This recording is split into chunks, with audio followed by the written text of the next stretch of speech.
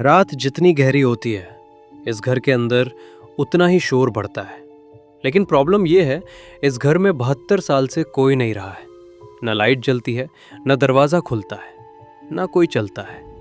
फिर भी हर दिन ठीक 1:17 पर आप सुन सकते हैं एक जोड़ी कदमों की आहट, धीरे धीरे, ज़रूर और बिल्कुल असली।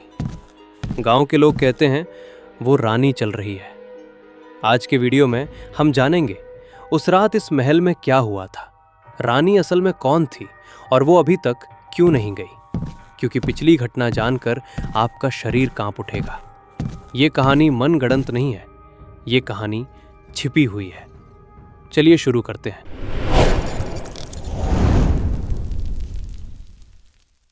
पश्चिम बंगाल के एक दूर के जिले में जंगल और धान के खेतों के बीच एक टूटा फूटा महल है।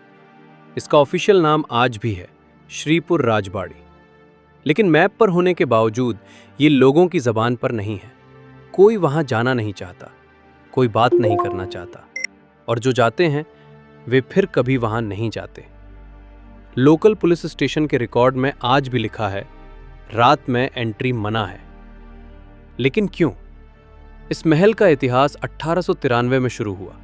ब्रिटिश काल में जमींदार शशधर रॉय ने यह महल बनवाया था।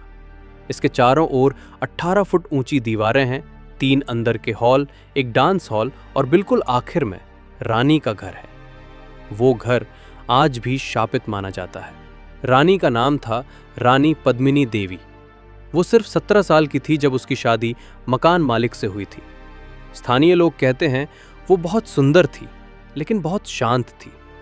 किसी ने उसे कभी मुस्कुराते नहीं देखा, किसी ने उसे कभी जोर से बोलते नहीं सुना। वो बस चलती रहती थी, लंबे बरामदे में चुप, एक ही लय में। महल के कर्मचारी कहते थे जब आप रानी के कदमों की आहट सुने तो जान लें कि वो आ रही हैं।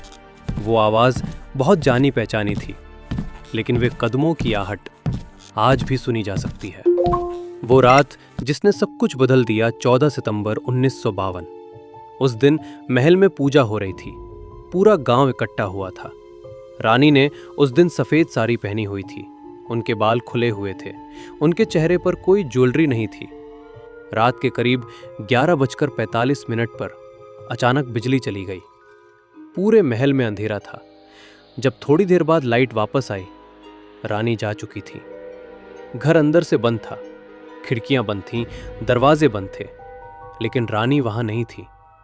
पुलिस आई, तलाशी ली गई, तालाब, कुएं, बगीचे, हर जगह खोजा गया, लेकिन कोई लाश नहीं मिली, खून नहीं, किसी ने कोई चीख नहीं सुनी। एक आदमी ऐसे गायब हो गया। उस रात के बाद मकान मालिक पागल हो गया। उसने महल बंद कर दिया। अब उसे कोई वहां रहने नहीं देता था। और उसी रात से कदमों की आहट शुरू हो गई। गांव का एक बूढ़ा आदमी जिसका नाम गोपाल दत्त था, वो आज 82 साल का है। वो उस समय महल का रात का चौकीदार था।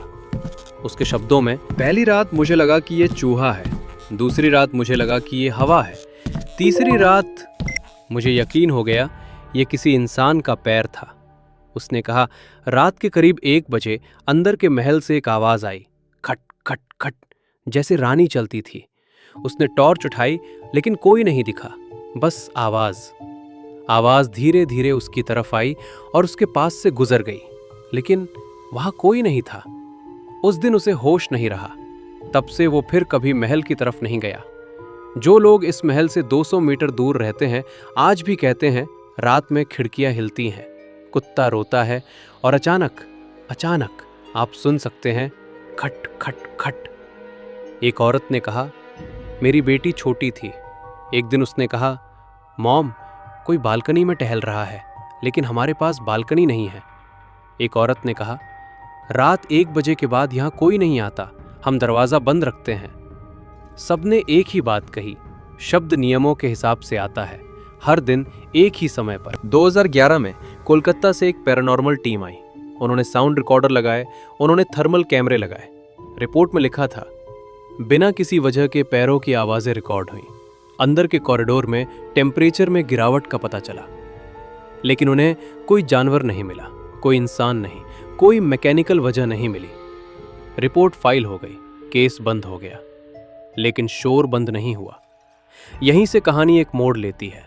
एक पुराने एम्प्लॉय के पोते, जिसका नाम अनिरुद्ध था, उसने कहा, रानी मरी नहीं थी, उसे मारा गया था। कौन?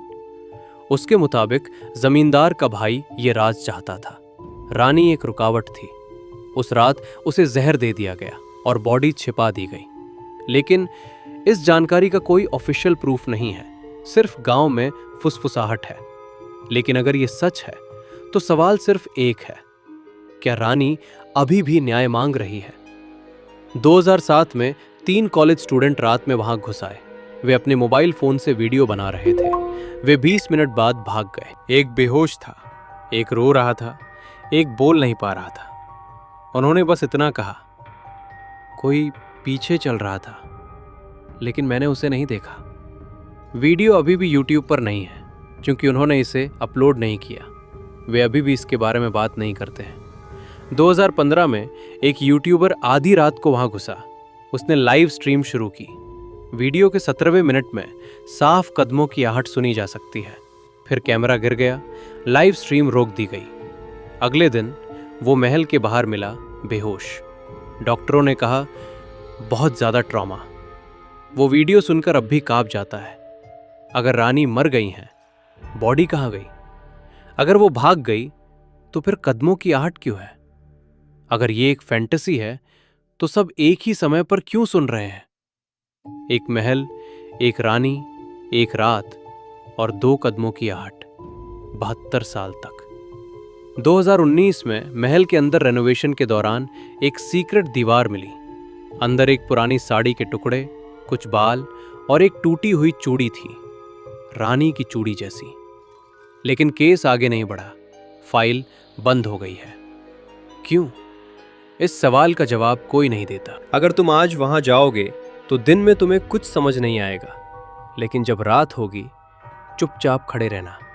घड़ी में 1:17 है और सुनो, तुम्हें सुनाई देगा खट खट खट, एक जोड़ी पैर जो अभी भी चलते हैं, क्योंकि वे अभी तक गए नहीं हैं। ये कहानी सिर्फ भूतों की नहीं है, ये कहानी अन्याय की है, जहां एक औरत खो गई थी और इतिहास चुप था। शायद वो अभी भी चलती है, क्योंकि किसी ने उसकी नहीं सुनी। शायद वो अभी भी चलती है, क्योंकि उसे न्याय नहीं मिला। और शायद ये महल सिर्फ एक टूटी हुई ईंट की दीवार नहीं है, ये एक बंदी आत्मा का घर है। मानो या ना मानो, लेकिन आवाज आज भी आती है।